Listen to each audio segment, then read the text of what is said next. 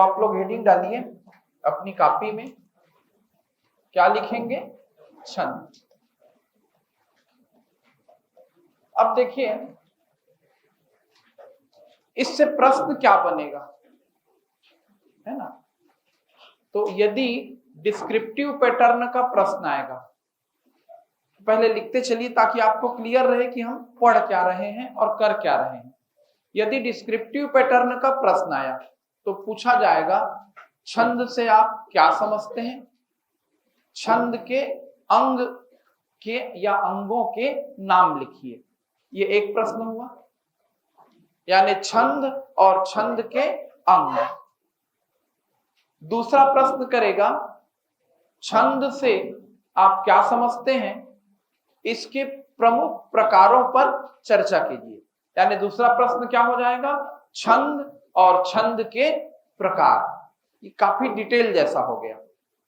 इसके बाद तीसरा जो ऑब्जेक्टिव और थ्योरी दोनों सेक्शन से आने वाला सबसे प्री प्रश्न रहेगा, किसी भी छंद को उदाहरण सहित समझाइए बोलेगा, या कोई छंद लिखेगा और पहचानिए बोलेगा कि ये कौन सा छंद है। जब हम छंदों के बारे में पढ़ेंगे, अभी मैं पढ़ाना शुरू करूंगा तो छंद के प्रकार बताऊंगा आपको, मात्रिक, वर्णिक, है ना, और मुक्त, ऐसा करके हम छंद के प्रकार लेंगे। उसमें भी दो ही प्रकार बहुत महत्वपूर्ण है, मात्रिक और वर्णिक, उस पर भी चर्चा करेंगे। और मात्रिक के अंतर्गत दोहा, चौपाई, सोरठा ये बड़े प्रसिद्ध छंद हैं, ज्यादातर उनको परीक्षा में पूछा जाएगा। उस पर भी मैं आपको एक्सपर्ट करूंगा और एक विस्तृत चर्चा भी करूंगा, मात्रा गिनना भी सिखाऊंगा। मतलब एक कंप्लीट क्लास अभी आपको 11:30 से शुरू हो रही, 11:35 से 1 बजे तक इस पर हम पूरी चर्चा करके क्लास को समाप्त करेंगे और आपसे हर प्रकार के प्रश्न यहीं पर बनने शुरू हो जाएंगे। पहला सेक्शन गंभीर रहेगा, आधे घंटे की चर्चा, जब मैं आपको मात्रा गिनना वगैरह सिखाऊंगा। वास्तव में छंद लयबद्ध काव्य रचना है। परिभाषा तो हम जो भी लिखेंगे, कविता की आत्मा है। कविता को जब आप गा करके पढ़ोगे तभी कविता का क्या है, आनंद है। और कविता को गाया कब जाएगा, जब आप छंद को जानेंगे। तो यदि आप छंद को गाना सीख गए तो पहचानने के लिए मात्रा गिनने का, तुक मिलाने का, कुछ भी करने का जरूरत ही नहीं रह जाता। और यदि आप छंद को गाना नहीं सीख पाए तो आपको बाकी सब नियमों की जरूरत होगी। तो पहले सेक्शन में आपको मैं नियम सब बता रहा हूं आधे घंटे तक, और दूसरे सेक्शन में आपको मैं छंद को गाना भी सिखा दूंगा। हर छंद का अपना क्या होता है, एक लय होता है। तो 80% जनता नियम से समझ जाएगी तो 20% गा के समझेगी, या 50% गा के समझ जाएगी, 50% नियम से। तो थोड़ा सा लिखें ताकि आपके मन में शांति हो। नया टॉपिक है, हेडिंग क्या डालेंगे, छंद। लिखिए, छंद एक विशिष्ट पद्य रचना है। छंद क्या है, छंद एक विशिष्ट पद्य रचना है। पद्य मतलब काव्य, कविता। छंद एक विशिष्ट पद्य रचना है जो वर्णों, मात्राओं, गति, यति, तुक, जो वर्णों, मात्राओं, गति, यति, तुक, है ना, सब पर चर्चा होगी।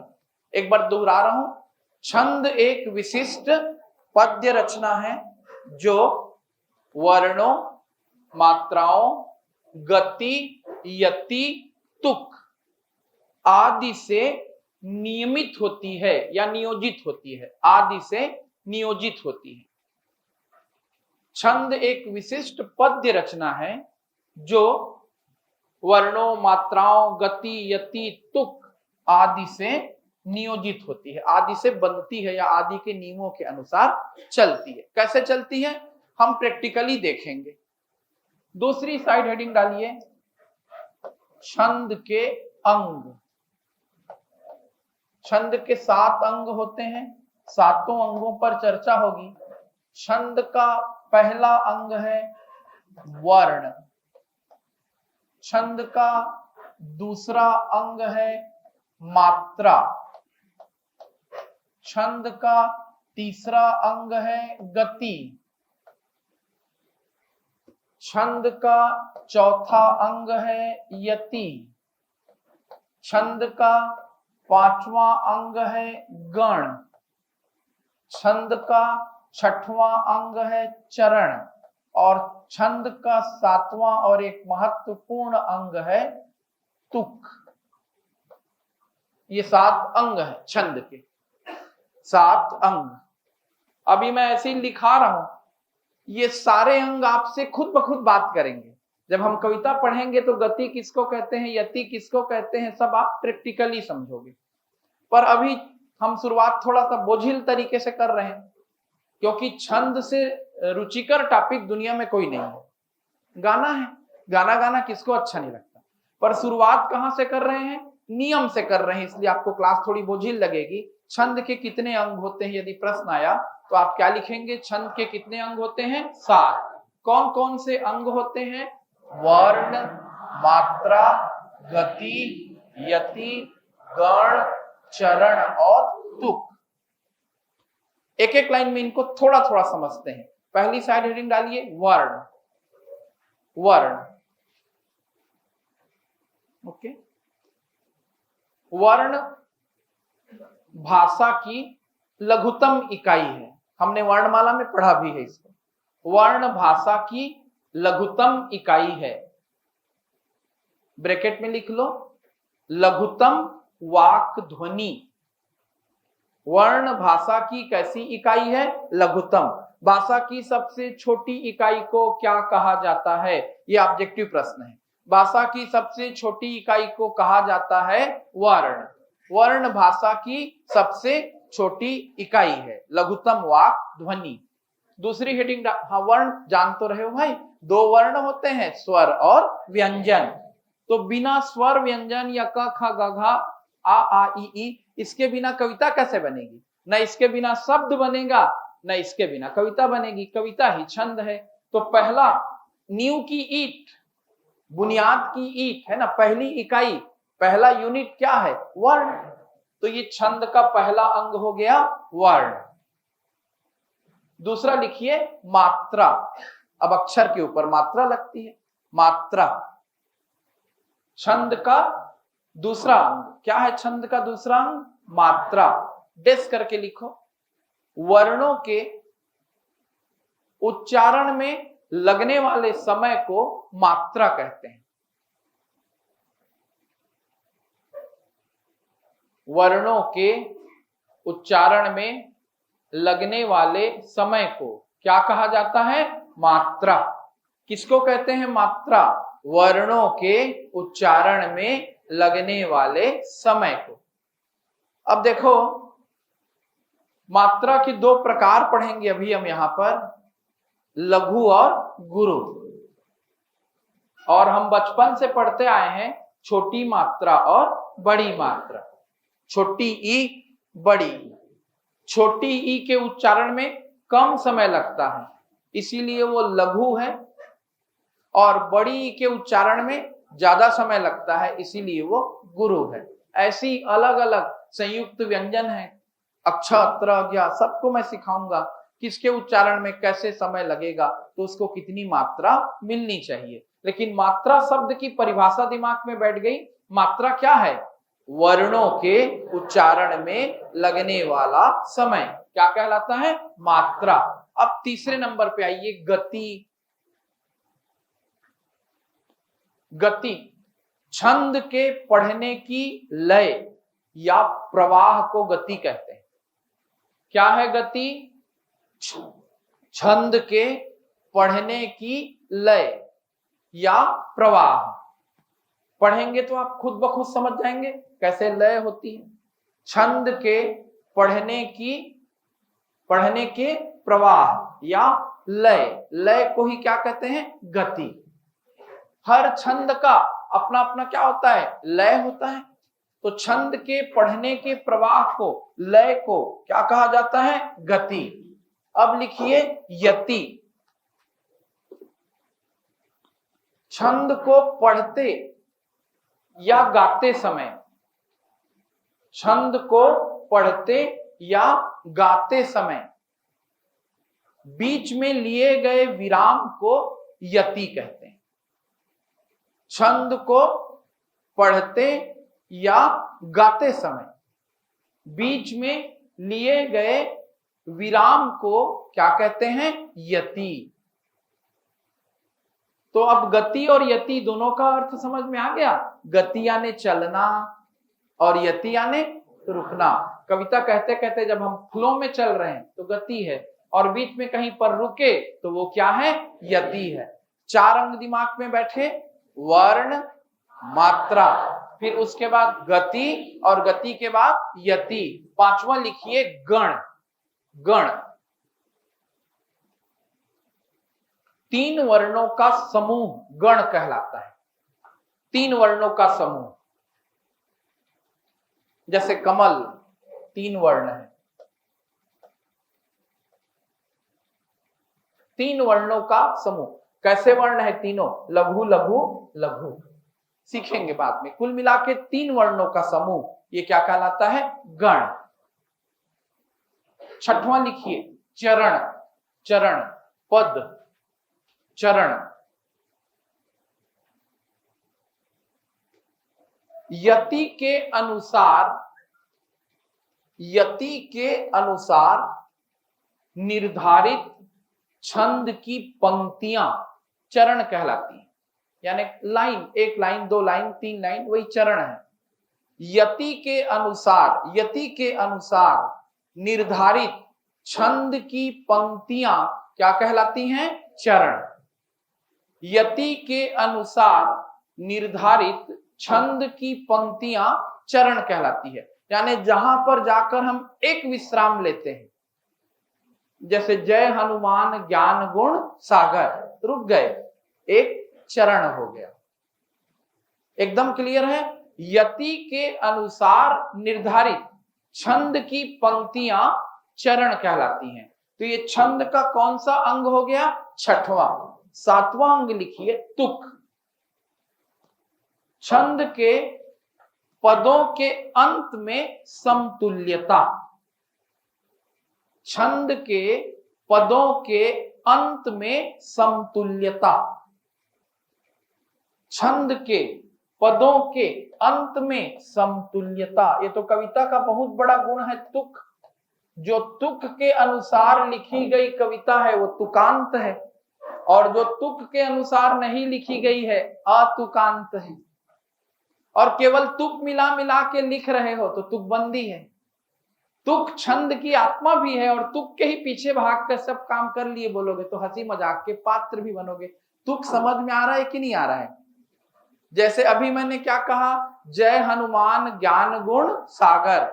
इससे कौन सा लाइन जाके मिलेगा? जय कपीस तिहु लोक उजागर। सागर का तुक किससे मिल रहा है? उजागर से। ये प्राचीन काल से चली आ रही परंपरा है। आज के कवि भी इसका पालन करते हैं। तुमने मारी एंट्रियां, बजने लगी घंटियां। किसका तुक मिल रहा है? एंट्रियां और घंटियां। क्लियर हो रहा है? ये 7 अंग हुए। कौन कौन से 7 अंग? वर्ण, मात्रा, गति, यति, गण, चरण, तुक। और वैसे जो छंद की परिभाषा थी उसमें इन 7 अंगों का हमको समावेश करना चाहिए कि छंद एक विशिष्ट पद्य रचना है जो वर्ण, मात्रा, गति, यति, गण, चरण और तुक के द्वारा नियोजित होती है। यानी कोई भी ऐसी कविता जो ये 7 नियमों का पालन करेगी वही लयबद्ध कविता है, छंदबद्ध कविता है। और इसके बारे में सबसे पहले पिंगल मुनि ने बताया था, इसलिए छंद शास्त्र को पिंगल शास्त्र भी कहा जाता है। छंद शास्त्र को हम और किस नाम से जानते हैं? पिंगल शास्त्र के नाम से। ठीक, अब हेडिंग डालिए छंद के प्रकार।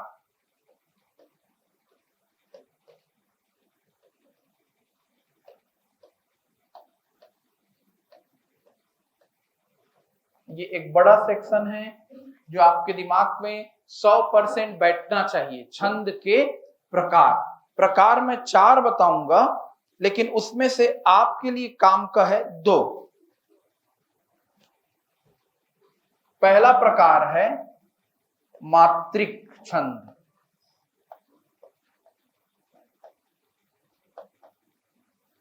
दूसरा प्रकार है वर्णिक छंद,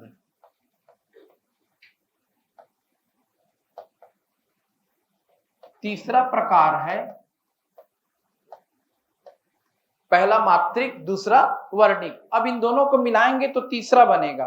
तीसरा प्रकार है वर्णिक वृत्त छंद। तीसरा प्रकार क्या कहलाएगा? तीसरा प्रकार वर्णिक वृत्त छंद। और छंद का चौथा प्रकार मुक्तक छंद।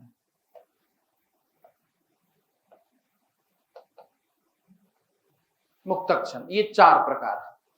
और ज्यादातर सबसे पहले तो मात्रिक पे अपने को कमांड लेना रहेगा, और सेकंड किस पे लेना रहेगा? वर्णिक। इन्हीं 2 से प्रश्न आते हैं, मात्रिक, वर्णिक, वर्णिक वृत्त और मुक्तक। अब यहां से आप पहला कॉमन सेंस समझ रहे हैं। छंद के अंग कितने हैं बोलेगा तो 7, प्रकार कितने हैं बोलेगा तो 4। कौन कौन से 4? मात्रिक, वर्णिक, वर्णिक वृत्त छंद और मुक्तक। अब देखो मात्रिक और वर्णिक का अंतर समझ लो। जिस छंद के प्रकार का निर्धारण मात्राओं की गिनती के आधार पर होगा, मात्रा को गिनकर करेंगे, वो मात्रिक है। और जिस छंद के प्रकार का निर्धारण वर्णों को, अक्षरों को गिनकर किया जाएगा, वो वर्णिक। मात्रा को गिनेंगे तो मात्रिक, अक्षरों को गिनेंगे तो वर्णिक।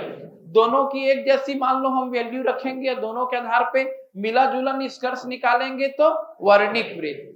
और ना हमको अक्षर ना मात्रा किसी से कोई मतलब नहीं, हम नियम कानून मान के नहीं चलेंगे। कविता को हम छंद के बंधन से मुक्त कर देंगे तो कैसे छंद बन जाएंगे? मुक्तक। तो 4 प्रकार के नाम दिमाग में बैठ गए। कौन कौन से 4? मात्रिक, वर्णिक, वर्णिक वृत्त छंद और मुक्तक। अब उसके बाद मात्रिक छंद का भेद देखो। सममात्रिक छंद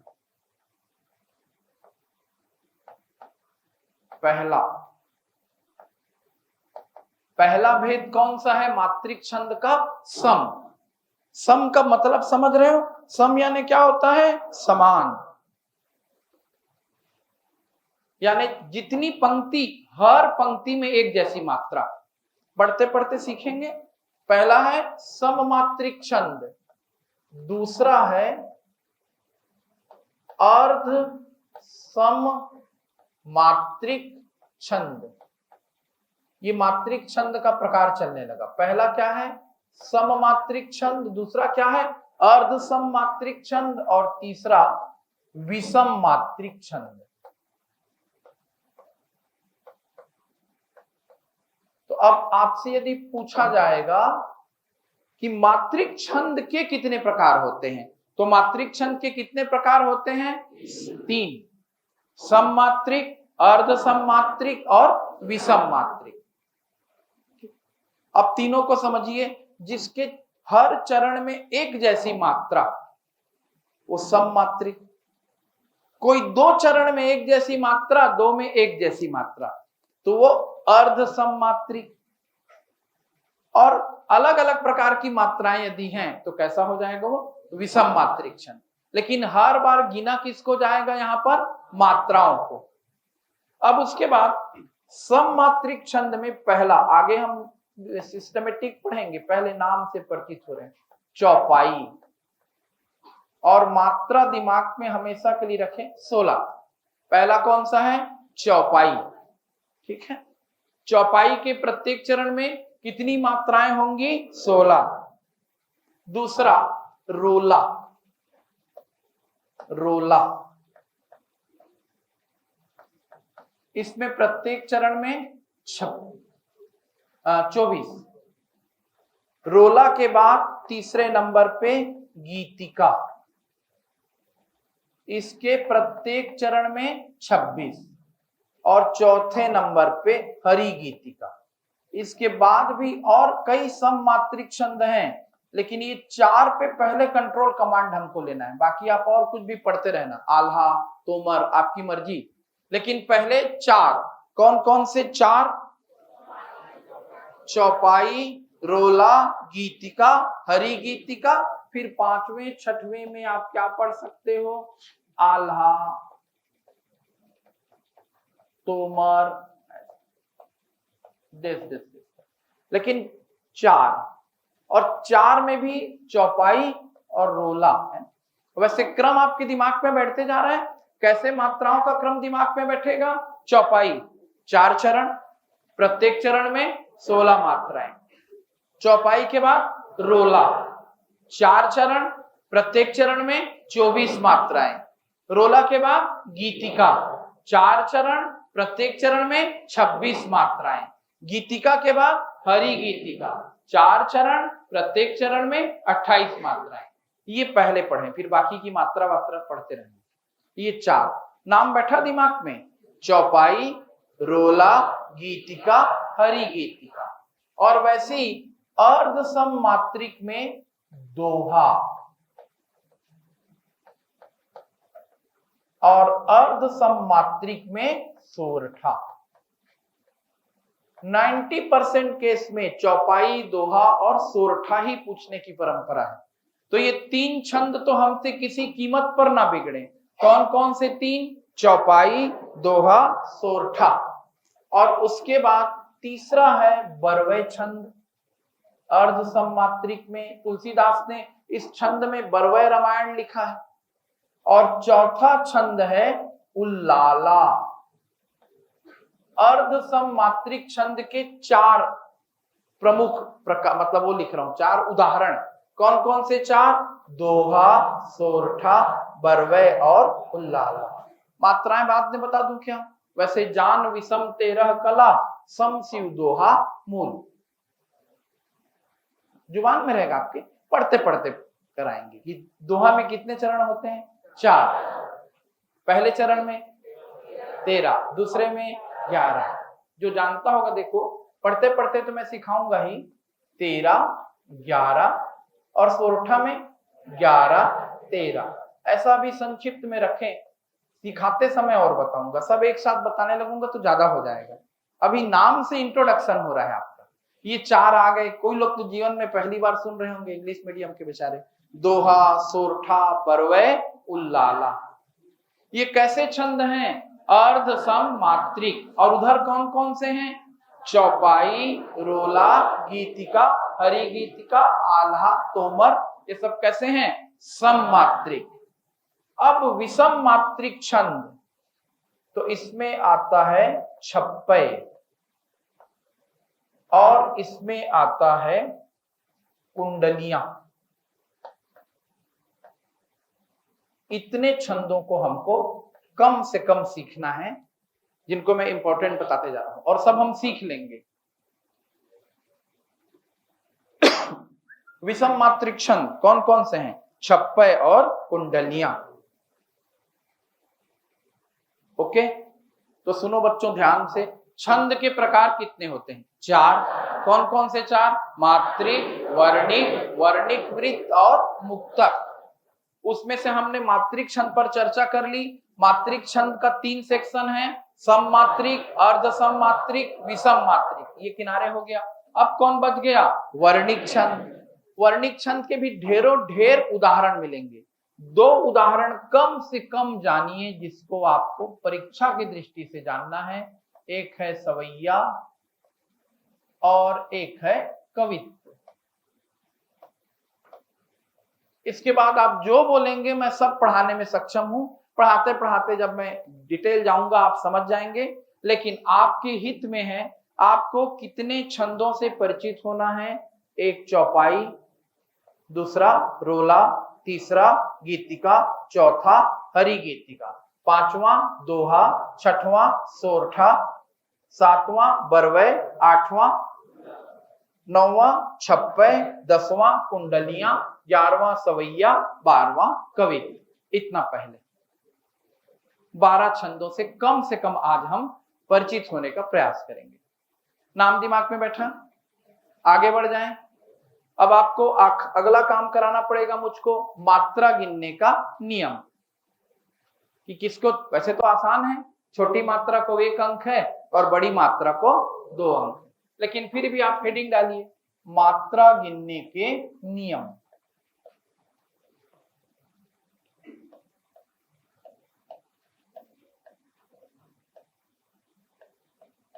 तो यहां देखो, कितने नंबर से ज्यादा नहीं मिलेगा?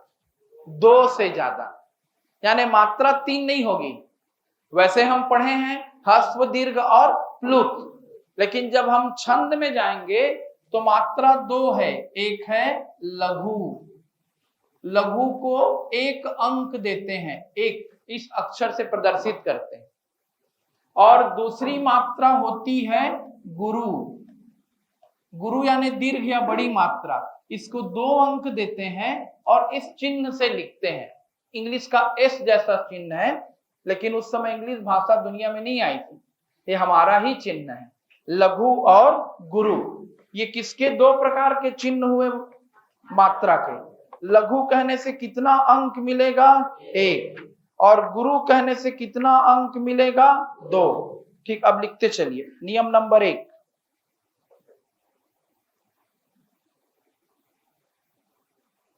अ, ई, उ और री। पहला, अ, छोटी ई, उ और री की जो मात्रा लगेगी या री आएगा, अ, ई, उ, री, चंद्र बिंदु। सबके समझ में आ रहा है कौन कौन किसके किसके बारे में बात कर रहा हूं? अ, ई, उ, री और चंद्र बिंदु, ये सभी क्या हैं? लघु। इनको कितनी मात्रा मिलेगी? 1। ओके, चारों क्लियर है? फिर लिख लिख के भी देखेंगे, अ, ई, उ, री और चंद्र बिंदु। अब देखो दूसरा, आ, बड़ी ई, बड़ा उ, ए, ऐ। यहां पे कोई कंफ्यूजन में मत रहना, ए को भी 2 नंबर है और ऐ को भी है। ओ, औ, अनुस्वार, बिंदु का ही आधा क्या है? चंद्र बिंदु। बिंदु लगेगा तो कितना नंबर देना है? 2। और विसर्ग, ये क्या है? ऊपर वाला अनुस्वार, और नीचे जो चिन्ह बनाया हूं सभी जानते होंगे, ये क्या है? विसर्ग। इतने को 2 नंबर, ये गुरु हैं, इनको 2 नंबर मिलता है।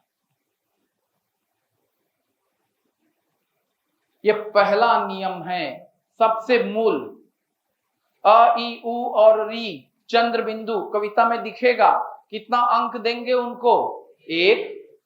आ की मात्रा, बड़ी की मात्रा, बड़ा उ, ए, ऐ, ओ, औ, अनुस्वार, विसर्ग, ये सब रहा तो कितना अंक दे देंगे? 2। अब देखो तीसरा नियम, तीसरा, आवाज आ रही है एकदम स्पष्ट? तीसरा, संयुक्त व्यंजन। अब संयुक्त व्यंजन के लिए क्यों हमें अलग से नियम बनाना पड़ रहा है? समझो ध्यान से। बाकी सब व्यंजन क, ख, ग, घ है ना, च, छ, ये तो सिंगल सिंगल है, इनको 1-1 नंबर देंगे। क में आ की मात्रा लग गई तो 2 नंबर दे देंगे। लेकिन संयुक्त व्यंजन है, संयुक्त का मतलब क्या है? यदि छतरी वाला छ है, तो भाई छतरी वाला छ जो है इकलौता नहीं है, हमेशा याद रखो इसमें क आधा है और षटकोण का स पूरा है। इसके बाद क्या है? त्र है, इसमें त आधा है, हलंत कहां लगता है? ध्यान से देखिएगा, हलंत कहां लगता है? त में, त आधा है, र पूरा है। इसके बाद क्या है? ज्या, ज्या, ज और किसके मिलने से बना है? इया के मिलने से। ज आधा है, इया पूरा है। और स्र, याद रखिए ये किसके मिलने से बना है? स और र के मिलने से। शक्कर वाला स आधा है और र क्या है, पूरा है। तो ये तो आधे पूरे टाइप हो गए हैं, है ना। ये तुम्हारे अनुसार ये 1 है और ये आधा है, तो 1.5 नंबर मिलना चाहिए। तो यहाँ पे 1.5 नंबर नहीं रहता, ना 1.5 रहेगा, ना 2.5, ना 3.25, ना 3.5। या तो 1 मिलेगा या तो 2 मिलेगा।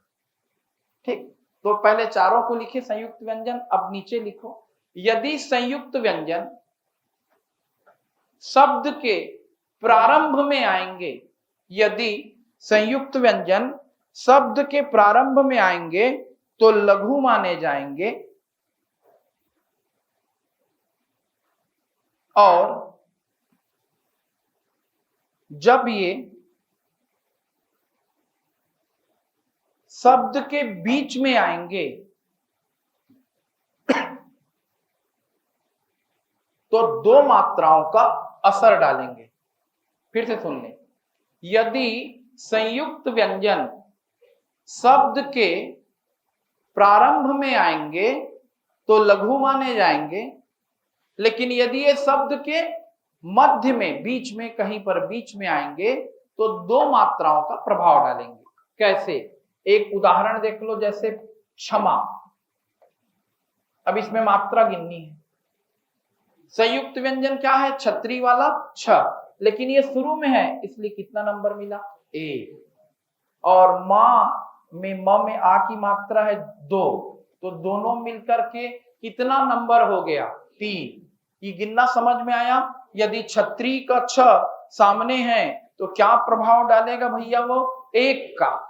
अब यही बीच में आ गया, मान लो एक और शब्द ले लो, रक्षक।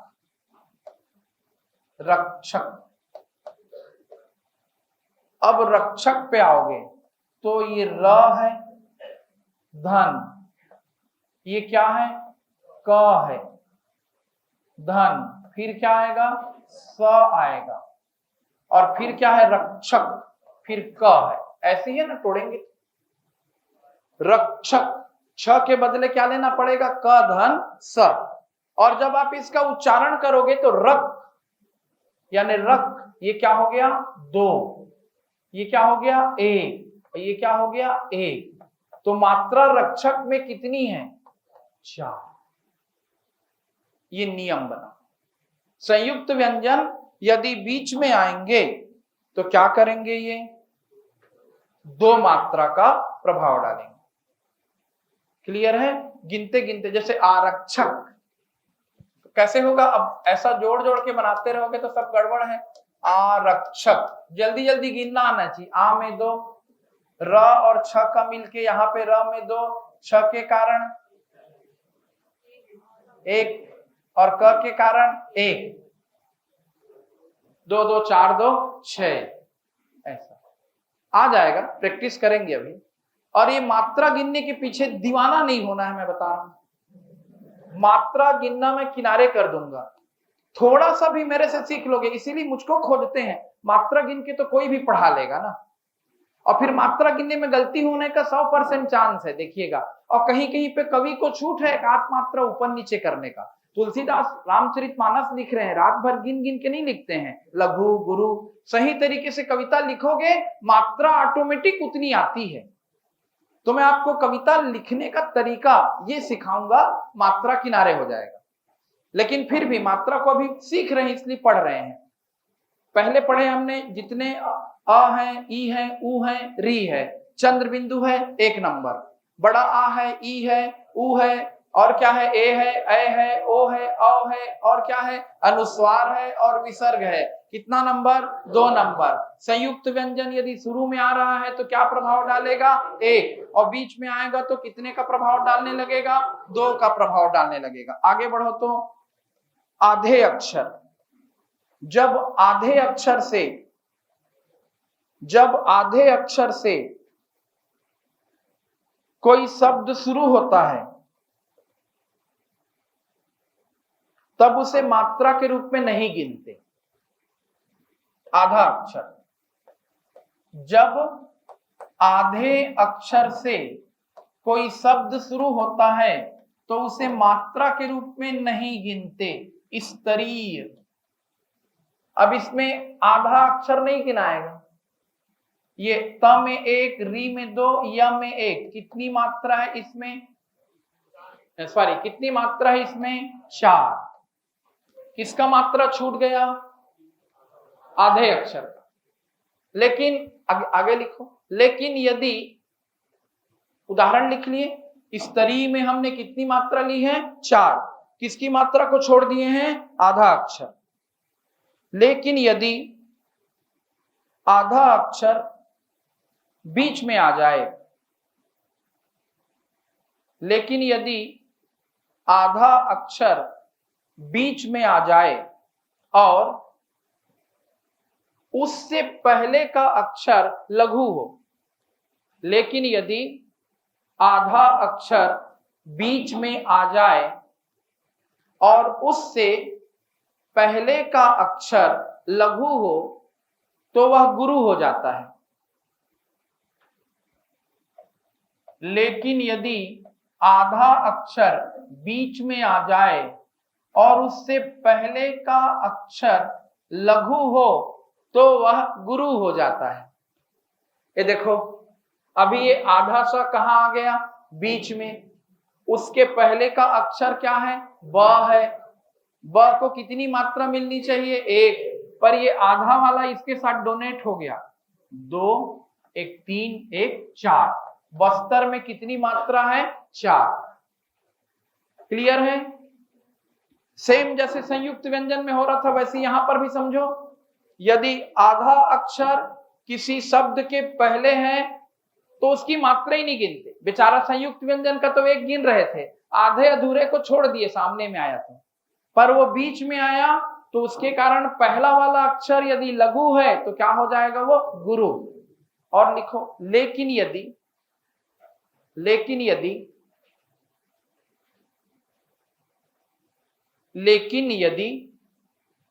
आधे अक्षर से पहले गुरु है,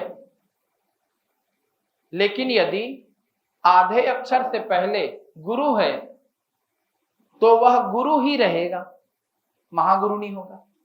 लेकिन यदि आधे अक्षर से पहले गुरु है तो वह क्या रहेगा, गुरु ही रहेगा। कैसे भाई, अभी देखो, मास्टर, मैं आपको पहले ही बता चुका हूं, यहां 2 से ज्यादा मात्रा होगी क्या, नहीं होगी। मां में ऑलरेडी कितनी की मात्रा है, 2। आधा वाला भी अपना प्रभाव किसको देगा, मां को। तो क्या 2 और 1 3 होगा, नहीं होगा। ये दोनों मिलके 2 ही रहेंगे। ट में 1 रहेगा, र में 1 रहेगा। मास्टर में कितनी मात्रा है, तो 4। आधा अक्षर के पहले यदि गुरु है तो आधा अक्षर गुरु में जाके मिल जाएगा, उसको एक्स्ट्रा नहीं करेगा। लेकिन यदि लघु है तो लघु को क्या बना देगा, गुरु बना देगा। और यदि वो शुरू में आ रहा है तो उसके आगे पीछे कोई है ही नहीं है, आगे कोई है ही नहीं है, इसलिए उसको गिनना छोड़ देंगे। आखिरी का एक नियम और लिखिए, फिर प्रैक्टिकल शुरू हो जाएगा। लास्ट नियम, यदि संयुक्त अक्षर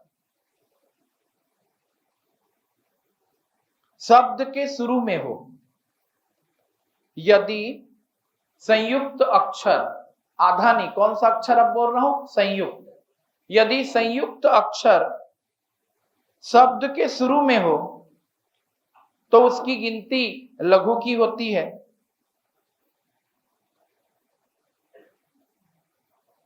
और बीच में आने पर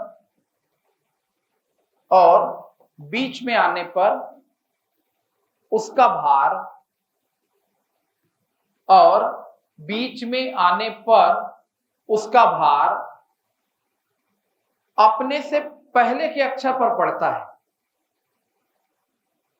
और बीच में आने पर उसका भार अपने से पहले के अक्षर पर पड़ता है। यदि उससे पहले का अक्षर, यदि उससे पहले का अक्षर लघु होगा यदि उससे पहले का अक्षर लघु होगा तो गुरु हो जाएगा।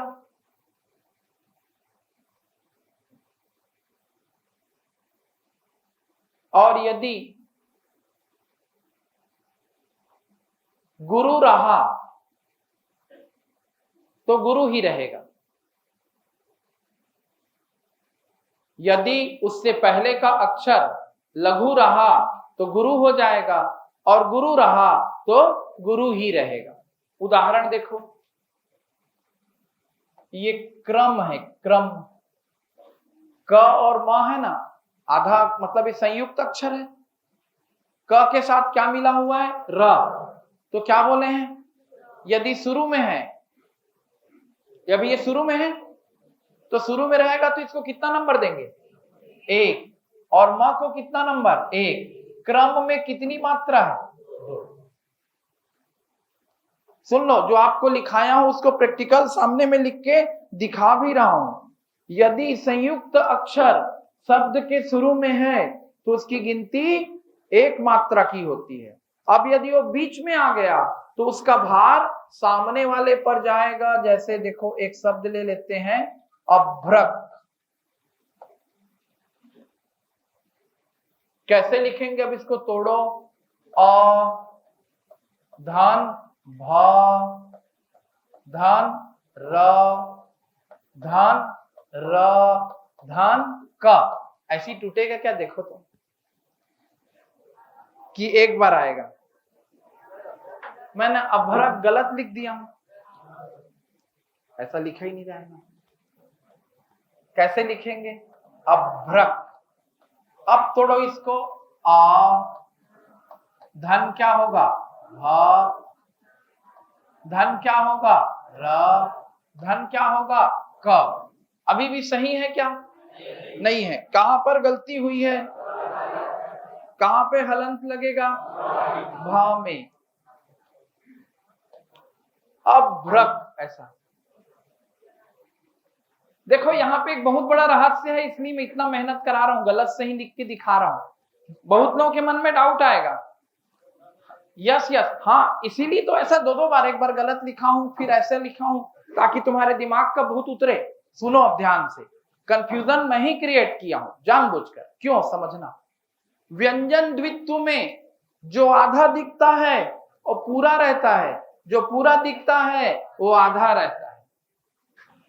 क्या बोल रहा हूं? ऐसा लगेगा। इसीलिए तो मात्रा गिनने के पीछे मत रहना। जिह्वा बोलो तो बड़ा सा कौन दिख रहा है? हाँ। आधा कौन है? नहीं, ये ऐसा है बेटा, जिह्वा। आधा है ह, पूरा है व। ये देखो, त्र। बड़ा सा कौन दिख रहा है? त। छोटा सा कौन दिख रहा है? र। लेकिन देखो तो, इसको तोड़े थे तो कैसे तोड़े थे? त में हलंत मारे थे, र को पूरा लिखे थे। तो अभ्रक में भ आधा है, र पूरा है। कृपया समझ लें। ठीक, बार बार आप मुझसे कई बार मिलना चाहेंगे, मिलते रहिएगा। पहले नियम समझ में आया कि नहीं आया? अब इसके पीछे एकदम हम परेशान ना हो। मात्रा गिनने में आपसे गलतियां हो सकती हैं, आप ट्राई करें तुक और लय से पहचानने का। मात्रा भी आप चाहें तो गिन सकते हैं। हम अब प्रैक्टिस स्टार्ट करते हैं। 3 छंदों से आज की कहानी शुरू करते हैं। हेडिंग लिखिए, चौपाई। बड़ी हेडिंग, चौपाई। पहला लाइन लिखो। चौपाई एक सममात्रिक छंद है। चौपाई एक कैसा छंद है? सममात्रिक छंद है। चौपाई को उदाहरण से समझाइए, ऐसा पूछ सकता है। तो चौपाई एक कैसा छंद है? सममात्रिक छंद है। नंबर 2, चौपाई में 4 चरण होते हैं। चौपाई में कितने चरण होते हैं? 4 चरण होते हैं। नंबर 3, चौपाई के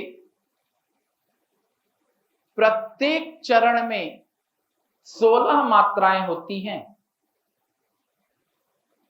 चौपाई के प्रत्येक चरण में कितनी मात्राएं होती हैं? 16 मात्राएं होती हैं। पॉइंट नंबर 1 आपने क्या लिखा?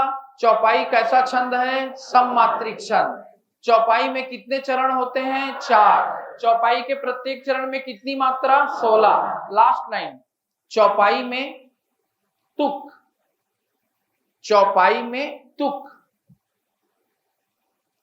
पहले से दूसरे चरण का, चौपाई में तुक पहले से दूसरे चरण का और तीसरे से चौथे चरण का मिलता है। चौपाई में तुक पहले का दूसरे चरण से और तीसरे का चौथे चरण से मिलता है। एक उदाहरण लिखो, मात्रा भी गिनते हैं, थोड़ा सा लय भी देखते हैं। आपके लिए शुरुआत यहीं से करनी चाहिए।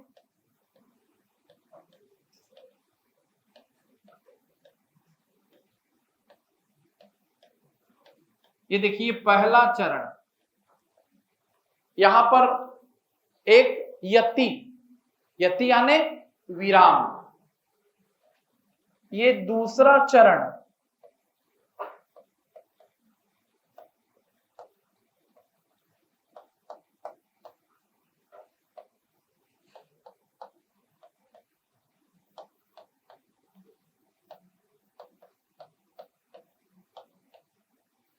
यहां पे फिर से विराम। 2 चरण हुए।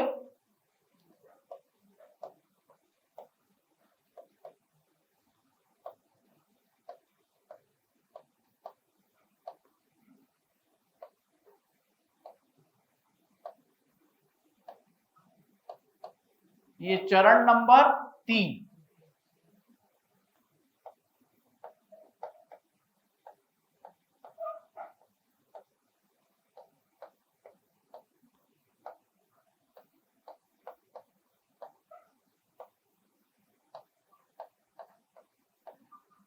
और ये क्या हो गया? चरण नंबर 4।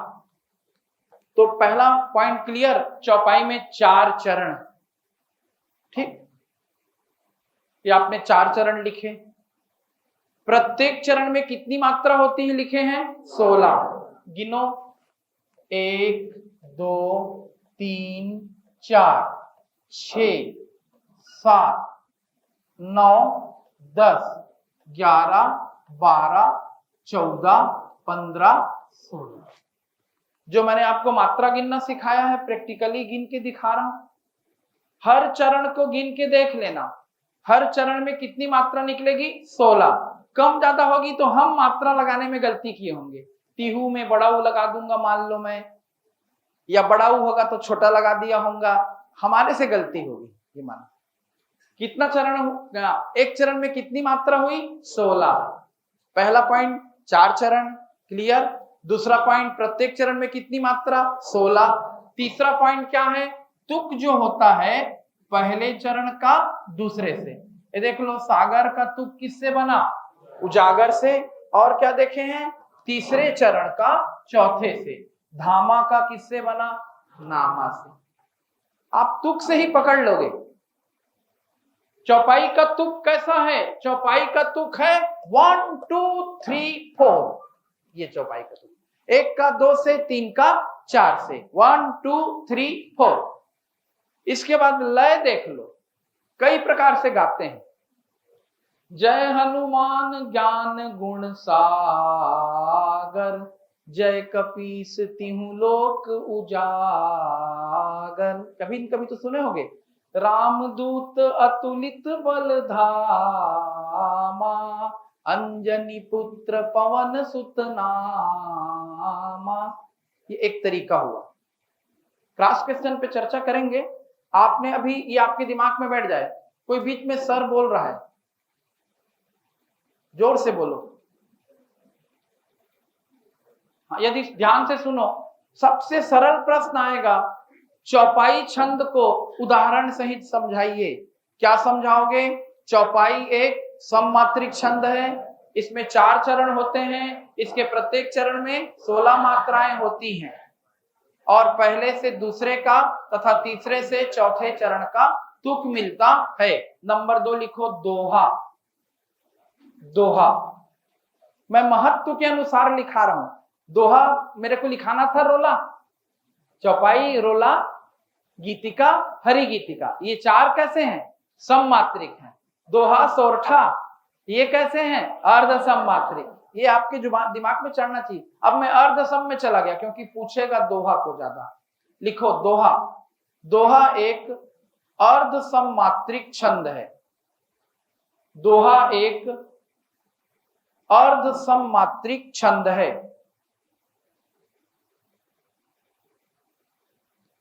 अर्ध सममात्रिक। इसके अगली लाइन नंबर 2, दोहे के या इसके पहले और तीसरे चरण में 13 मात्राएं होती। 1 3 13। इसके पहले और तीसरे चरण में 13 मात्राएं होती हैं। ठीक। तथा इसके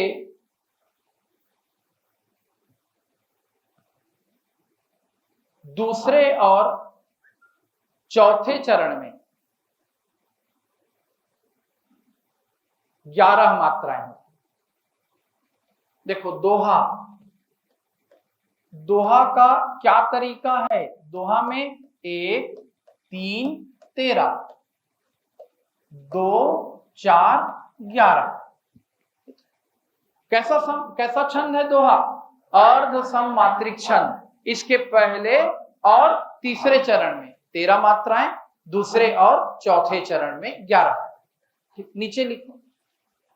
तथा तुक दूसरे और चौथे चरण का मिलता है। तथा तुक किसका मिलता है? दूसरे और चौथे चरण का।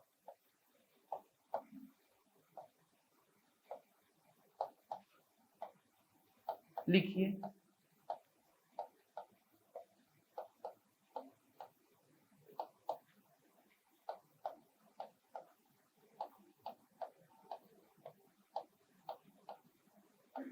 आवत ही हर्षय नहीं, यहां पे एक चरण आ गया। नैनन नहीं स्नेह।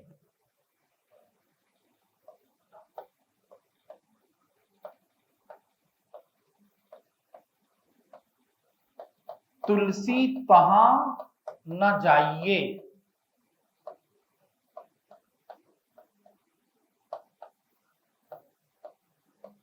कंचन बरसे मेह। मेह यानी बादल। यदि आपको देखकर कोई खुश नहीं हुआ, उसके नैनों में प्रेम नहीं दिखा, तो तुलसीदास कहते हैं वहां मत जाइए, भले वहां बादलों से सोना बरस रहा हो। यानी सम्मान के साथ समझौता नहीं करना है। देखो इसमें कितने चरण हैं? यहां पर 4। कौन कौन से चरण हैं? 4। अब इस 4 चरण को देखो तो हमको कैसे देखना है? आवत ही हर्षय नहीं, ये कौन सा चरण हो गया? पहला। नैनन नहीं स्नेह, ये कौन सा चरण हुआ? दूसरा। तुलसी तहां न जाइए, कौन सा चरण हुआ? तीसरा। और कंचन बरसय में, कौन सा चरण हुआ? चौथा। ऐसा हम अपने समझने के लिए लिख लेते हैं। 1 2 3 4। तुक किसका मिल रहा है? स्नेह का और मेह का। मात्रा गिन लेना, कितना निकलेगा? 13 और 11। 1 2 3 4 5 2 7 8 2 10 1 11। मिला कि नहीं मिला? 11 इधर 13 निकल जाएगा। और एक चीज समझो, इसको गाने का तरीका देखो, दिमाग में इसको बैठा लो और तुक को बैठा लो। यदि ऑब्जेक्टिव में पूछेगा ये कौन सा छंद है, बिना गिने 1 मिनट में समझ जाओगे।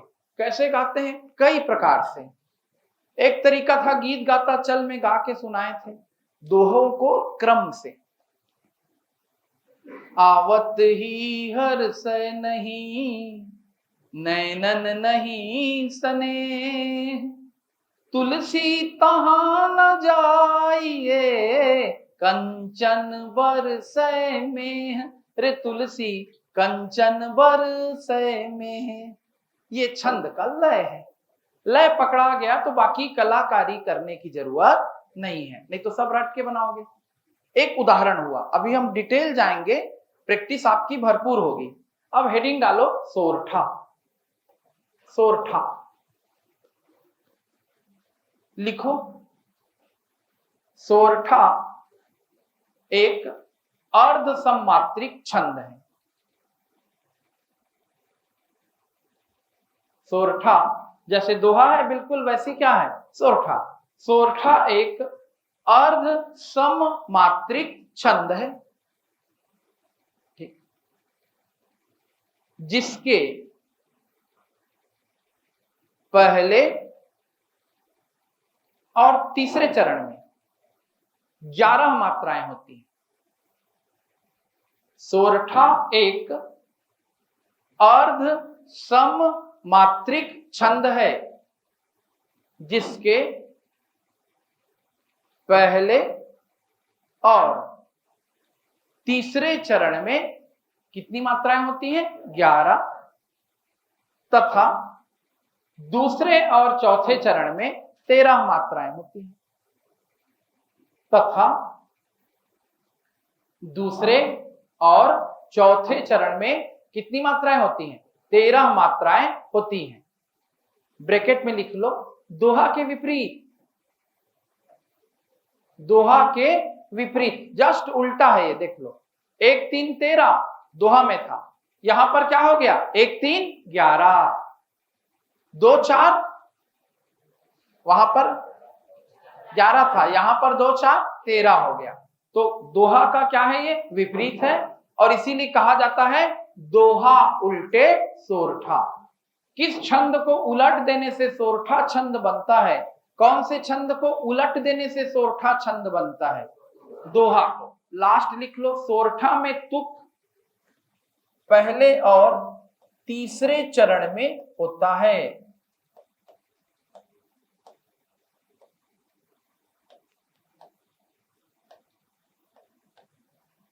इसको लिखो उदाहरण। ये पहला चरण हुआ, येलो अक्षर से दिख रहा है।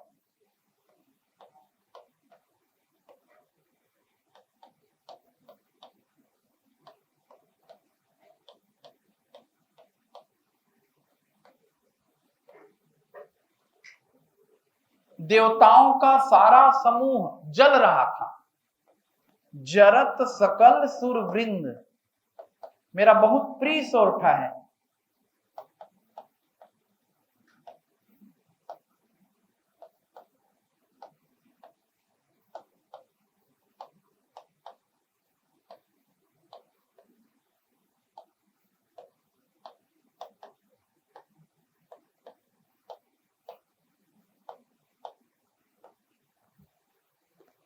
चार चरण दिख गए। देखिए, देवताओं का सारा समूह भयंकर विष के प्रभाव से जलने लगा। उस विषम गरल को, उस विषम विष को जिसने पी लिया, ऐसे व्यक्ति, ऐसे मतलब महान को तुम याद क्यों नहीं करते? भगवान शंकर के जैसा कृपालु कौन है? ये भगवान शंकर की स्तुति में तुलसीदास जी का लिखा गया सोरठा है। 2 प्रकार से पढ़ सकते हैं, लय बता रहा हूं, फिर प्रैक्टिस ही प्रैक्टिस करेंगे। एक पढ़ के कैसे पढ़ेंगे? जरत सकल सुरवृंद, विषम गरल जेहि पान किया, तेहि न भजत मति मंद, को कृपालु शंकर सरिस। ये सोरठा को पढ़ने का क्या है तरीका है? देखो, ये चरण नंबर 1, चरण नंबर 2, चरण नंबर 3, चरण नंबर 4। तुक किसका किसका मिल रहा है? 1 और 3 का। तुक को पकड़ लोगे तो भी ऑब्जेक्टिव में पूछेगा तो पहचान में आ जाएगा। 1 और 3 का तुक मिल रहा है, इसलिए सोरठा है। जरत सकल सुरवृंदा, विषम गरल जेहि पान किया, तेहि न भजत मति मंद, को कृपालु शंकर सरिस। ये भी गाने का तरीका है। अब मैं 8-10 दोहे या 4-6 दोहे और 4-6 सोरठे मिला के लिख रहा हूं तुम्हारे अनुसार। तुम्हारे लिए वो आईएमपी है, उसको बार बार पूछा जाता है। या तो मात्रा गिन के पकड़ो, या गाना गा के पकड़ो, या तुक मिला के पकड़ो। प्रैक्टिस स्टार्ट करें? चलो शुरू करते हैं। बोलो। हाँ चलो ठीक है, बता दूंगा। मात्रा के पीछे ही नहीं भागना है।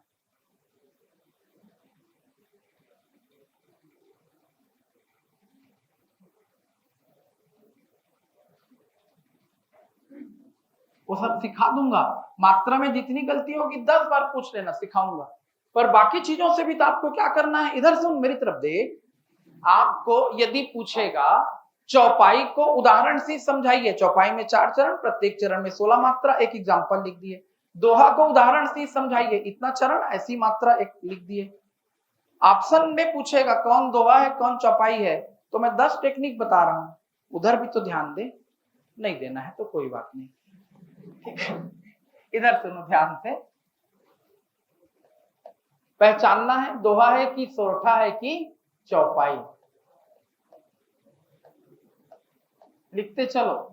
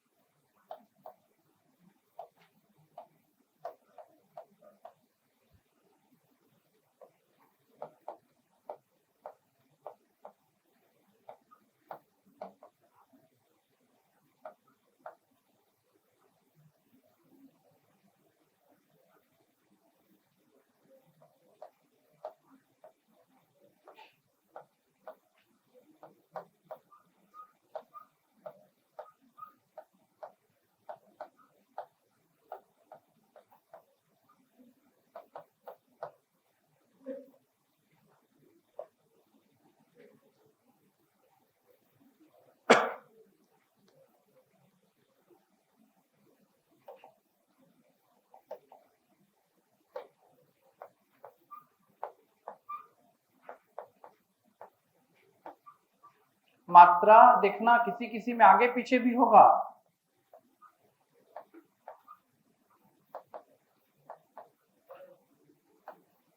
क्या हो गया? हाँ, आप बाकी सब चीजों को पहचानो। जैसे डॉक्टर को पेशेंट को बुखार है तो दवा मलेरिया की भी देनी पड़ती है, टाइफाइड की भी देनी पड़ती है ना, और अलग अलग इंफेक्शन के कारण भी बुखार आता है। तो केवल एक चीज को पकड़ के डॉक्टर पूरा ट्रीटमेंट कर लेगा क्या? वैसे ही केवल मात्रा गिन के पूरा पूरा बना लोगे क्या? मात्रा बिल्कुल गिनना आना चाहिए, लेकिन मैं और भी चीजें तो बता रहा हूं।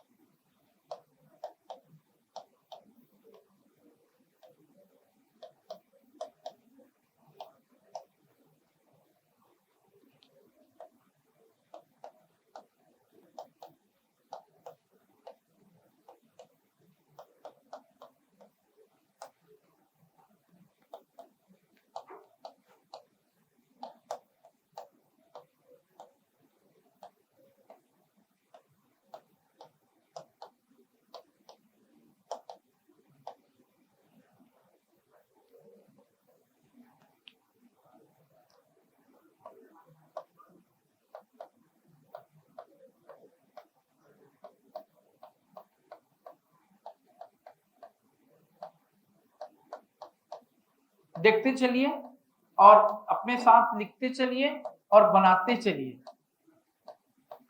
आपको इतना कमांड आएगा तब ऑब्जेक्टिव पैटर्न में तब बनेगा। थ्योरी में तो सबसे बन जाएगा। दोहा किसे कहते हैं, रट के एक उदाहरण, एक एक उदाहरण जरूर याद कर लेना।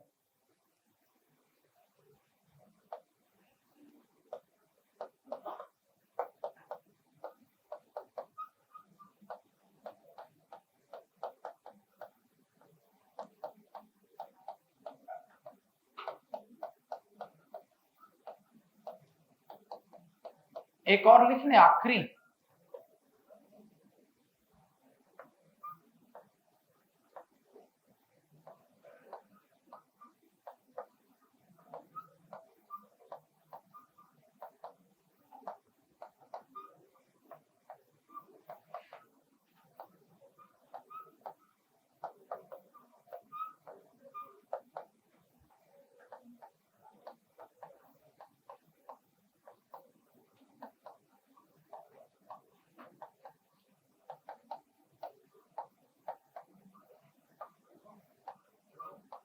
अब देखिए इसको हम लोग समझते हैं, मेरे साथ साथ समझिए, घर में प्रैक्टिस कीजिएगा। नेक्स्ट मुलाकात जब भी होगी आपके डाउट्स का स्वागत रहेगा। पहला है श्री गुरु चरण सरोज रज, निज मन मुकुर सुधार, वर्णव रघुवर विमल जस, जो दायक फल चार। सुधार चरण नंबर 2, इसका तुक मिला चरण नंबर 4 से। तुक के आधार पर ही समझ में आ रहा है ये क्या है, दोहा होना चाहिए। उदित उदयगिरी मंच पर, अब देखो इसमें अलंकार कौन सा है पूछेगा। श्री गुरु चरण सरोज रज में रूपक अलंकार का बहुत सर्वश्रेष्ठ उदाहरण है, याद रखना। उदित उदयगिरी मंच पर, इसमें कौन सा अलंकार है पूछेगा, इसमें भी रूपक अलंकार है, बार बार पूछे गए दोहे हैं ये। और दोहा कौन सा है, तो मतलब छंद कौन सा है, तो दोहा। उदित उदयगिरी मंच पर रघुवर बाल पतंग, ये चरण नंबर 2 है। हर्षे संत, ये बिकसे संत सरोज सब है, आगे पीछे हो गया है। बिकसे संत सरोज सब और हर्षे लोचन भृंग। पतंग का तुक किससे मिला है, भृंग। 2 का 4 से, ये भी क्या है, दोहा। अब देखो जेहि सुमरत सिद्धि होई, गणनायक करिवर वदन, करहु अनुग्रह सोई, सिंधु राशि शुभ गुण सदन। वदन सदन 2 का 4 से मिल रहा है, और होई सोई 1 का 3 से मिल रहा है। मात्रा गिनोगे तो भी आगे पीछे होने का चांस है। अब ये दोहा है कि सोरठा कंफ्यूजन में आ जाएगा इसको। हाँ मैं बताऊंगा, मुझको तो कोई कंफ्यूजन नहीं है, इसको व्यापम पूछ चुका है। मूक हो ही वाचाल चरण नंबर 1, पंगु चढ़हि गिरिवर गहन चरण नंबर 2, जासु कृपा सु दयाल ये चरण नंबर 3, द्रवहु सकल कलिमल दहन चरण नंबर 4। गहन का दहन से भी तुक मिल रहा है, और वाचाल का किससे मिल रहा है, दयाल से। तुक से नहीं पकड़ा रहा है। मात्रा गिन के देखो पकड़ाएगा कि नहीं। लय में आऊंगा तो 100% पकड़ा जाएगा। लय से सुना दूं सबको, आप फिर अलग अलग कर लेना। पहले सोरठा से शुरू करें। जेहि सुमिरत सिद्धि होई, गणनायक करिवर वदना, करहु अनुग्रह सोई, सिंधु राशि शुभ गुण सदना, मूक होहि वाचाल, पंगु चढ़हि गिरिवर गहना, जासु कृपा सो दयाल, द्रवहु सकल कलिमल दहना, प्रणवौ पवन कुमार, खल बन पावक ज्ञान घना, जासु हृदय आगार, बसहि राम सर चाप धर। क्या है? सोरठा। सब सोरठा अलग अलग दिखने लगा। दोहा को गा के पढ़ लो, जैसे पढ़े थे ना, आवत ही हर्षय नहीं, रही मन धागा प्रेम का, मत तोड़ो चटकाए, तोड़े से फिर ना जुड़े, जुड़े गांठ पड़ जाए, रही माँ जुड़े गांठ पड़ जाए, चलती चाकी देख के दिया कबीरा रोए, दो पाटन के बीच में साबुत बचा न कोई, कबीरा साबुत बचा न कोई, श्री गुरु चरण सरोज रज, निज मन मुकुर सुधार, बरनउँ रघुवर विमल जस, जो दायक फल चार, रे तुलसी जो दायक फल चार। तो अब आपको चेक करना है, हेडिंग लिखो। हेडिंग हमारे पास 10 मिनट है, 2 छंद और। हेडिंग डालो गीतिका। गीतिका सममात्रिक छंद है, लिखो लिखो। अरे कोई बात नहीं, 1000 दोहे हैं दुनिया में, कोई बात नहीं। अरे इतना फेमस दोहा है, बोल रहा हूं। चलती चाकी देख के, कबीरदास चक्की को देख के दुखी हो गए, चलती चाकी देख के दिया कबीरा रोए, दो पाटन के बीच में साबुत बचा न कोई। सबसे ज्यादा लड़कों को याद रखना है, शादी हो जाएगी तो एक तरफ मम्मी और एक तरफ पत्नी, दोनों को बहुत अच्छे से संतुलित करके जीना, नहीं तो बर्बाद हो जाती है जिंदगी।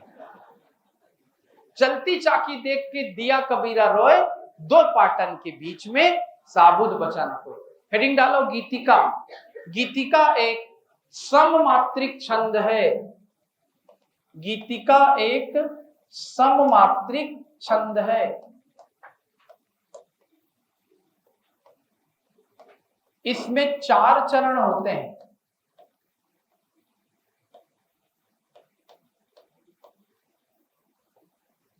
इसमें 4 चरण होते हैं।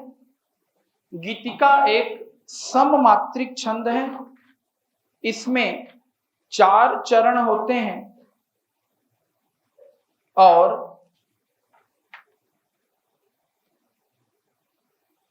इसके प्रत्येक चरण में 26 मात्राएं होती हैं। गीतिका एक कैसा छंद है? सममात्रिक छंद। इसमें 4 चरण होते हैं और इसके प्रत्येक चरण में कितनी मात्राएं होती हैं? 26। इसका तुक पहले से दूसरे का और तीसरे से चौथे चरण का होता है। इसमें तुक पहले से दूसरे, जैसे चौपाई है 1 2 3 4, वैसी गीतिका भी कैसे है? 1 2 3 4। एक बार दोहरा रहा हूं, देखो। गीतिका एक सममात्रिक छंद है, इसमें 4 चरण होते हैं और इसमें तुक पहले से दूसरे चरण का और तीसरे से चौथे चरण का मिलता है। उदाहरण लिखो।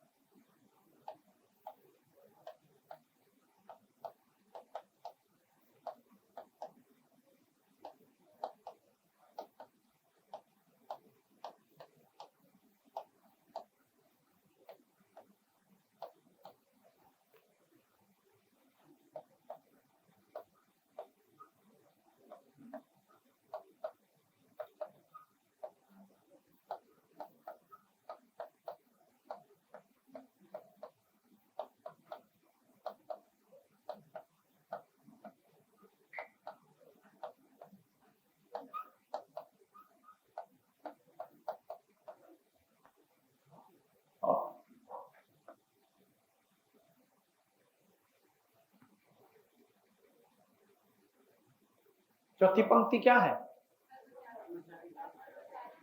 बोलो।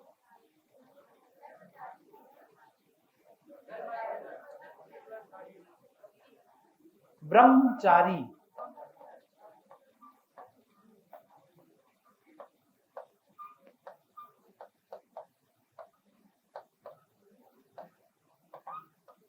यही है।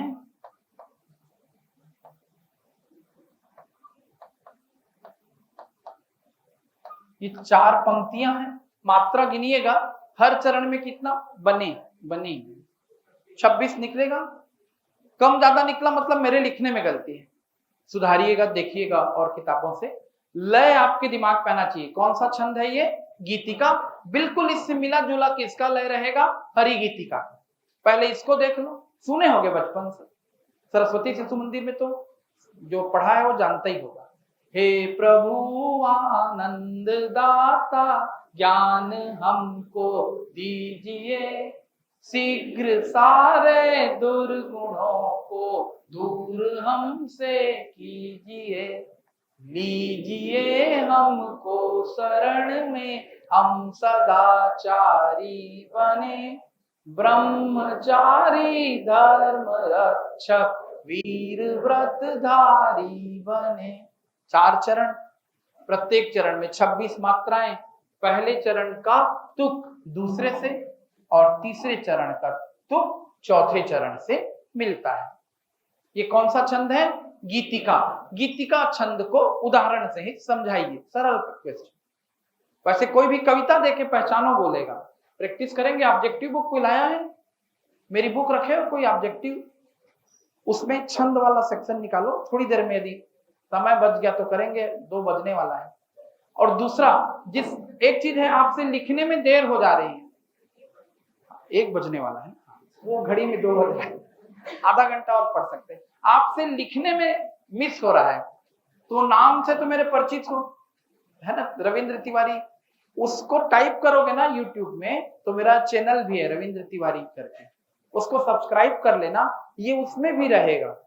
तो जो छूट रहा है उसको क्या कर लेना, दोबारा एक बार लिख लेना। अभी मेरी मजबूरी है, समय सीमा में आपको बहुत सी चीजें क्या करना है, पढ़ाना है।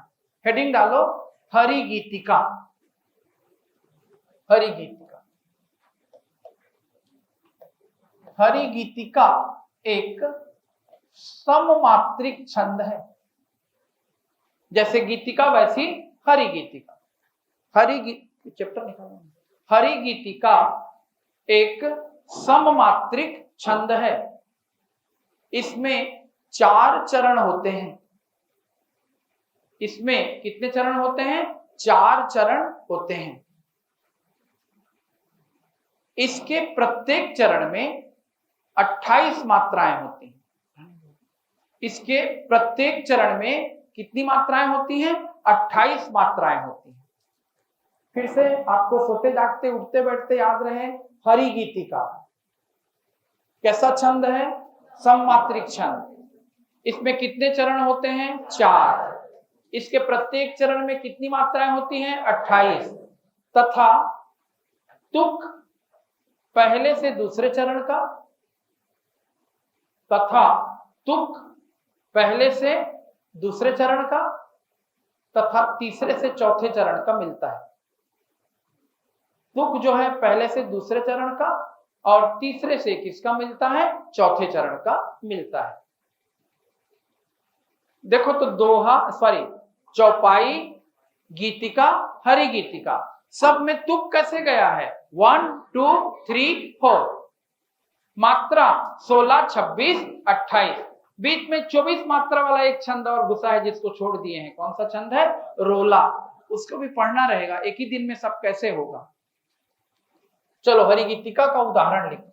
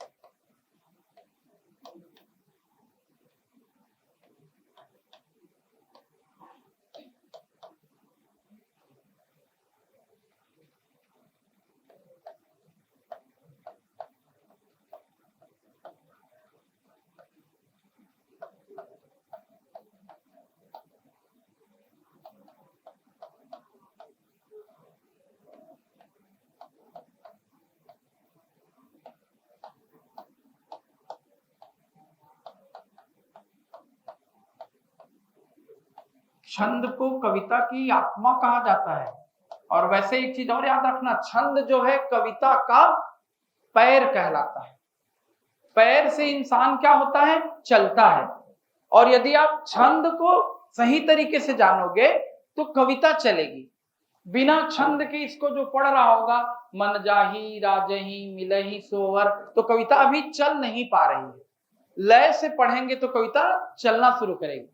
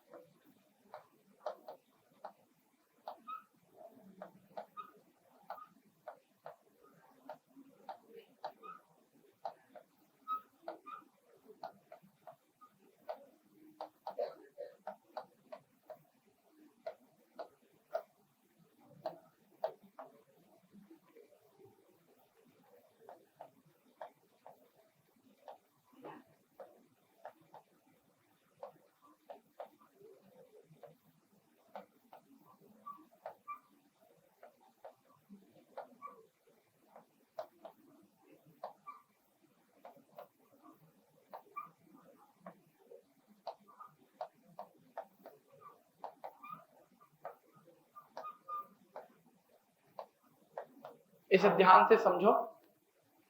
और इसके बाद की जो पंक्तियां हैं इसी हरि गीतिका की, वो बार बार पूछी जाएंगी इसके बाद की, और उसको जानना हर भारतीय का कर्तव्य है। इसको पहले पढ़ूंगा तो बाद वाली पंक्ति ऑटोमेटिक याद आ जाएगी। इससे जोड़ करके ही लोग पढ़ते हैं। ये हरि गीतिका है। सीता माता पूजा करने गई थी किसकी, भवानी की, है ना, और इन्हें आशीर्वाद मिला अच्छे वर के लिए।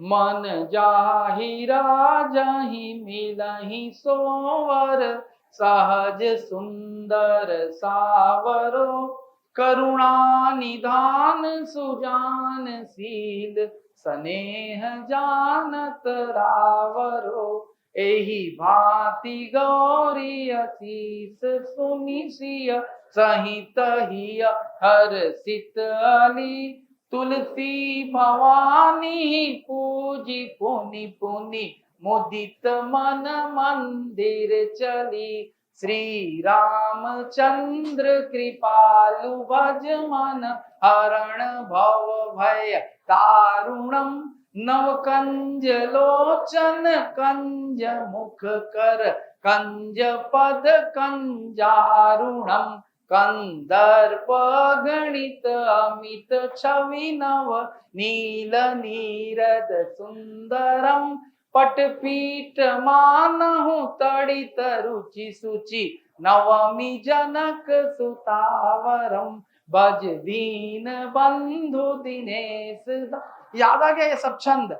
कौन सा छंद है? हरि गीतिका। अब यहां तक की चीजें सोते जागते उठते बैठते याद रहे। देखो रिवाइज करते हैं। छंद कैसी रचना है? छंद एक विशिष्ट पद्यात्मक रचना है। कविता में पढ़ रहे कि नहीं पढ़ रहे हैं? जो किसके द्वारा संचालित हो रही है? वह किसके द्वारा? वर्ण, मात्रा, गति, यति, तुक, चरण और गण। गण को बस अभी छोड़ दिए, वर्णिक छंद में काम आता है। आपको गति समझ में आया? जो लय से पढ़ रहे हैं वो गति, पढ़ते पढ़ते कहीं पर रुक जा रहे हैं यति, अंतिम की पंक्तियां मिल रही हैं, सावरो रावरो अली चली, ये सब क्या है? तुक है। अक्षर जो है वो वर्ण है, मात्राओं को गिन रहे हैं वो मात्रा है, और जो अलग अलग पंक्तियां हैं वही छंद के चरण है। 7 अंग। फिर छंद के प्रकार। छंद के हमने कौन कौन से प्रकार देखे? 4। कौन कौन से 4 प्रकार? मात्रिक, वर्णिक, तीसरा क्या है? वर्णिक वृत्त, और चौथा मुक्तक। उसमें फोकस किस पे होना है? मात्रिक और वर्णिक। फिर मात्रिक के 3 सेक्शन हो गए, सममात्रिक, अर्ध सममात्रिक और विषम मात्रिक। जब हम सममात्रिक में जाते हैं तो बहुत सारे छंद हैं। उसमें प्रतिनिधि छंद है नंबर 1 चौपाई, नंबर 2 रोला, नंबर 3 गीतिका, नंबर 4 हरि गीतिका। उसके बाद आल्हा, बोलोगे तो कभी पढ़ा देंगे। वैसे आल्हा भी बहुत मजेदार छंद है। हौ दिन के संग हौदा भिड़ गए औ असवारन से असवार, सुने हो कि नहीं? जैसे क्षत्रिय लोगों को कितने साल तक जीना चाहिए? पुराने समय में मानते थे, हाँ, क्षत्रिय को युद्ध में जाकर देश के लिए बलिदान हो जाना चाहिए। 12 बरस ले कुकुर जिए, 13 बरस ले जिए सियार, बरस 18 जीना है अधिकतम, बरस 18 क्षत्रिय जिए, आगे जीवन को धिक्कार, हौ दिन के संग हौदा भिड़ गए। एक भी छंद ऐसा नहीं है जिसको गाते समय तुम्हारे अंदर रोमांच पैदा ना हो। रटोगे तो बोझ लगता है। तो आपने सममात्रिक छंद देखा अभी, कौन सा है सममात्रिक छंद? छंद नंबर 1 चौपाई, छंद नंबर 2 रोला, छंद नंबर 3 गीतिका, छंद नंबर 4 हरि गीतिका, फिर Alha, Tomar and so on. 4 पहले बैठा, दोहा, सॉरी, चौपाई, रोला, गीतिका, हरि गीतिका। चारों में कितने चरण? 4। चारों में तुक कैसे चलेगा? 1 2 3 4, 1 का 2 से, 3 का 4 से। चारों में मात्राएं कैसे बढ़ेंगी? 16 24 26 28। 16 वाला चौपाई, 24 वाला रोला, 26 वाला गीतिका, और उसकी बड़ी बहन 28 वाली हरि गीतिका। अब आ जाओ अर्ध सममात्रिक छंद, उसमें भी बहुत हैं। सबसे फेमस दोहा, सोरठा, फिर बरवय है और उल्लाला है। दोहा में 1 3 13, पहले और तीसरे चरण में 13 मात्राएं, दूसरे और चौथे चरण में 11 मात्राएं। तुक जो होता है दूसरे और चौथे चरण का मिलता है। सोरठा जो है अर्धसम मात्रिक छंद है, दोहा का विपरीत छंद है। इसके पहले और तीसरे चरण में 11 और दूसरे और चौथे चरण में 13 मात्राएं होती हैं। इसमें तुक पहले और तीसरे चरण का मिलता है। अब इसके बाद यदि मैं तुमको बरवय, छप्पय, कुंडली ये सब पढ़ाने लगूंगा तो एक साथ सब गडमड हो जाएगा। अब ऑब्जेक्टिव बना सकते हैं 5-10 मिनट, है ना? आप छंद से संबंधित जितने भी डाउट हैं अभी पूछ सकते हैं। जैसे एकाध छंद में लिखूं बोर्ड में ऑब्जेक्टिव से देख के, जिसको व्यापम ने पूछा हो। मेरी पुरानी बुक किसी के पास है? सामान्य कोई भी ऑब्जेक्टिव की पुरानी बुक या सामान्य हिंदी की पुरानी बुक, इसमें ऑब्जेक्टिव छंद का दिया है कि नहीं? देखो